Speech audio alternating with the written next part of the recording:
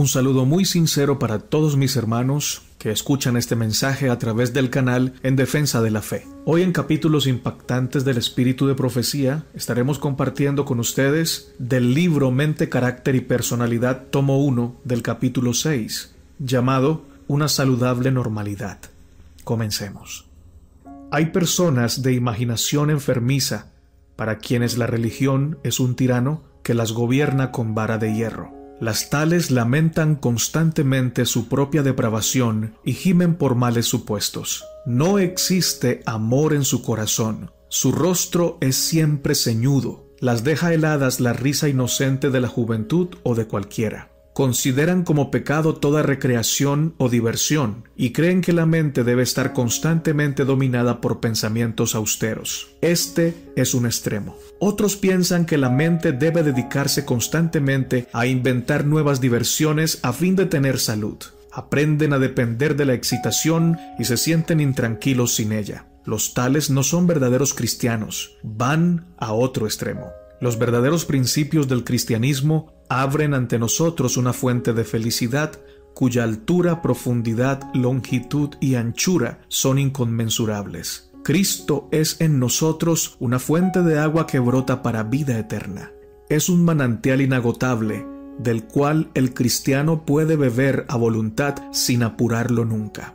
No debemos estimular un espíritu de entusiasmo que produzca fervor por un tiempo, pero que luego se enfríe, dando lugar al desánimo y la depresión. Necesitamos el pan de vida que procede del cielo para vivificar el alma. Estudiad la palabra de Dios. No seáis controlados por los sentimientos. Todos los que trabajan en la viña del Señor deben aprender que los sentimientos no son fe. No es necesario estar siempre en un estado de exaltación, pero se requiere que tengamos una fe firme en la palabra de Dios como la carne y la sangre de Cristo. El progreso de la reforma depende de un claro reconocimiento de la verdad fundamental. Mientras que por una parte hay peligro en una filosofía estrecha y una ortodoxia dura y fría, por otra, un liberalismo descuidado encierra gran peligro. El fundamento de toda reforma duradera es la ley de Dios. Tenemos que presentar en líneas claras y bien definidas la necesidad de obedecer esta ley. Sus principios deben recordarse de continuo a la gente. Son tan eternos e inexorables como Dios mismo. En las epístolas se habla mucho de estar firmes en la fe. Esto debería enseñarnos la necesidad de precaución. No debemos entretejer en nuestra experiencia nuestras propias inclinaciones y rasgos fuertes de carácter. Esto representará mal los principios preciosos y elevadores y ennoblecedores de la verdad y desviará a otros. La firmeza y la solidez en la fe significa más de lo que muchos perciben. Significa corregir todo error que existe en nuestros pensamientos y actos, a fin de no corromper la palabra de Dios. Se necesitan en este tiempo mentes equilibradas, cristianos saludables e íntegros. Muchos de los que profesan a Cristo tienen una experiencia enfermiza. No pueden soportar nada que sea desfavorable. Se desaniman si piensan que de alguna manera se los ha ofendido o herido, si sus hermanos no han sido tan tiernos con ellos como piensan que deben serlo. El gran médico, con su infinita habilidad, los restauraría a una completa salud moral, pero los pacientes rehúsan tomar el remedio que se les ofrece.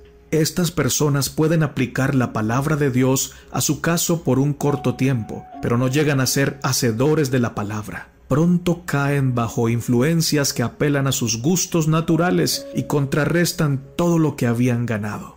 Si se usan ciertas facultades con descuido de las demás, el designio de Dios no se realiza plenamente en nosotros, porque todas las facultades ejercen su influencia y dependen en gran medida una de la otra. No se puede usar eficazmente una de ellas sin la operación de todas para que el equilibrio se conserve cuidadosamente. Si toda la atención y fuerza se concentran en una, mientras las otras permanecen dormidas, el desarrollo es intenso en esta y nos conducirá a los extremos porque todas las facultades no han sido cultivadas. Algunas mentes están atrofiadas y les falta el debido equilibrio. No todas las mentes están por naturaleza constituidas de igual manera. Tenemos mentes diferentes. Algunos son fuertes en ciertos puntos y muy débiles en otros. Y estas deficiencias tan evidentes no necesitan ni deberían existir. Si los que las poseen fortalecieran los puntos débiles de su carácter, cultivándolos y ejercitándolos, llegarían a ser fuertes. Todas las facultades mentales deberían ser puestas en uso y desarrolladas, a fin de que hombres y mujeres tengan una mente bien equilibrada. El mundo está lleno de personas unilateralmente desarrolladas debido a que una parte de sus facultades fue cultivada, en tanto que otras se empequeñecieron por la inacción. La educación de la mayoría de los jóvenes es un fracaso. Estudian con exceso, al paso que descuidan lo que atañe a la vida práctica. Hombres y mujeres llegan a ser padres sin considerar sus responsabilidades y su prole desciende más abajo que ellos en la escala de la deficiencia humana. De ese modo, la humanidad degenera rápidamente. La aplicación constante al estudio, según la manera en que actualmente se dirigen las escuelas, está inhabilitando a la juventud para la vida práctica. La mente humana debe tener actividad. Si no está activa en la dirección adecuada, lo estará en la dirección indebida. A fin de conservarla en equilibrio, el trabajo y el estudio deberían estar unidos en las escuelas. Se necesitan jóvenes que sean hombres de entendimiento, que aprecien las facultades intelectuales que Dios les ha dado y las cultiven con el mayor cuidado. El ejercicio amplía estas facultades, y si no se descuida el cultivo del corazón, el carácter será bien equilibrado. Los medios para mejorar están al alcance de todos. Que ninguno chasquee al maestro cuando venga a buscar frutos presentando solo hojas. Un propósito resuelto, santificado por la gracia de Cristo, obrará maravillas.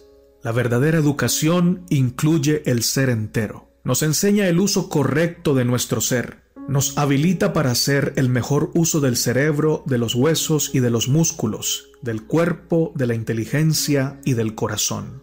Las facultades de la mente, por ser las superiores, deben gobernar el reino del cuerpo. Los apetitos y las pasiones naturales deben someterse al dominio de la conciencia y de los afectos espirituales. Cristo está a la cabeza de la humanidad. Y es su propósito guiarnos en su servicio por las altas y santas sendas de la pureza. Por la maravillosa operación de su gracia, hemos de llegar a ser perfectos en Él. Los obreros de Dios han de esforzarse por ser hombres multifacéticos, es decir, deben tratar de tener una amplitud de carácter y no ser hombres unilaterales, acostumbrados a trabajar en una sola forma. Que entren en un surco y sean incapaces de ver y sentir que sus palabras y su defensa de la verdad deben variar con la clase de gente entre la que se encuentren y con las circunstancias que deban enfrentar. Todos deberían estar procurando constantemente tener mentes bien desarrolladas y superar los caracteres no equilibrados. Este debe ser su estudio constante si han de llegar a ser obreros útiles y de éxito.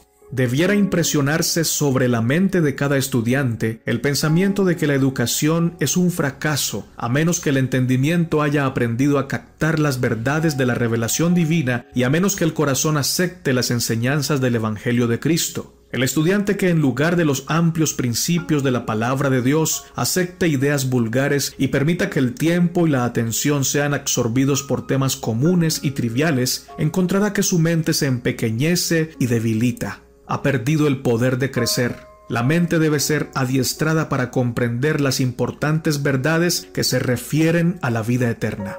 La educación tal como se la ofrece en las escuelas de hoy es unilateral y por lo tanto una equivocación. Como fuimos comprados por el Hijo de Dios, somos su propiedad y todos deberíamos educarnos en la escuela de Cristo. Debieran elegirse sabios maestros para nuestras escuelas. Los maestros tienen que tratar con mentes humanas y son responsables ante Dios de imprimir sobre esas mentes la necesidad de conocer a Cristo como un Salvador personal. Pero ninguno puede educar realmente la posesión adquirida por Dios a menos que él mismo haya aprendido en la escuela de Cristo cómo enseñar. Debo decirles por la luz que Dios me dio, que sé que los estudiantes han gastado mucho tiempo y dinero en adquirir un conocimiento que para ellos es como paja, por cuanto no los capacita para ayudar a sus semejantes a formar caracteres que los prepararán para unirse con los santos y los ángeles en la escuela superior. En lugar de atiborrar las mentes juveniles con una masa de cosas de mal gusto y que en muchos casos nunca les será de utilidad, debiera dárseles una educación práctica.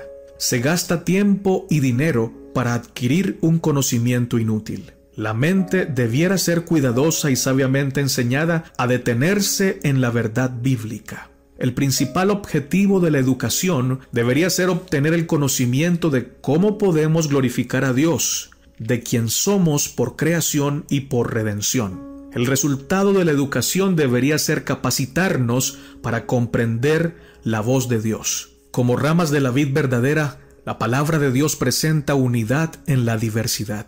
En ella hay una unidad perfecta, sobrehumana y misteriosa. Contiene la sabiduría divina y ese es el fundamento de toda verdadera educación. Pero este libro ha sido tratado con indiferencia. Ahora como nunca antes, necesitamos comprender la verdadera ciencia de la educación. Si dejamos de entender esto, nunca tendremos un lugar en el reino de Dios. Esta es la vida eterna, que te conozcan a ti, el único Dios verdadero, y a Jesucristo, a quien has enviado. Juan 17:3. Si este es el precio del cielo, ¿no conduciremos nuestra educación según este plan? Dios no vindicará ningún artificio mediante el cual el hombre gobierne u oprima en el más leve grado a sus semejantes.